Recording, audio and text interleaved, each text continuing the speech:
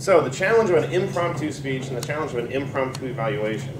Has anybody here ever had somebody ask them, hey, can you evaluate this thing that I'm doing?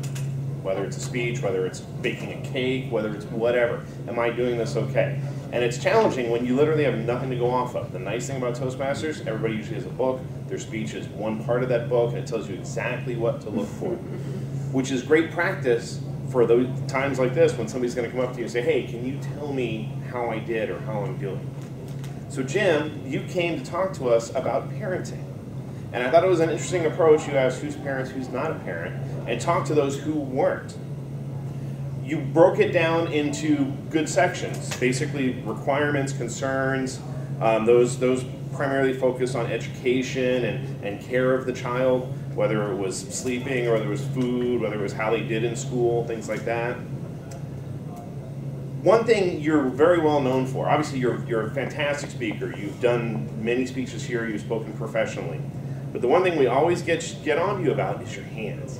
You can never seem to let your hands go. I do the same thing, but right now I'm mimicking you. Oh. The hands are always like that. There's always something going on, as opposed to taking the opportunity to just stand there, or maybe reaching a hand out once in a while. Now you did have some good gestures in there, mixed in there, like when you said luck and you crossed your fingers.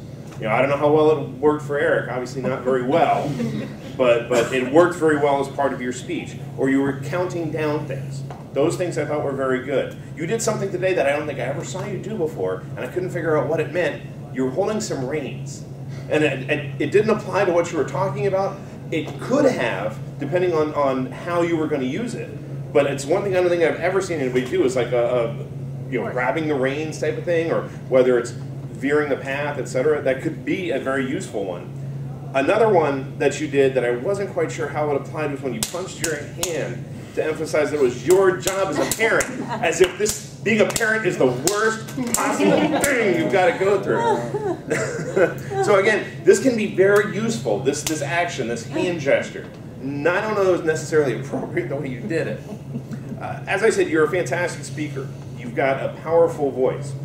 Sometimes not always best used in a small room such as this. I sort of felt in a way that you were yelling at us. So those of you who are not parents, don't be put off by his tone of voice or his volume. He's just so excited about being a parent. It's so fun and challenging.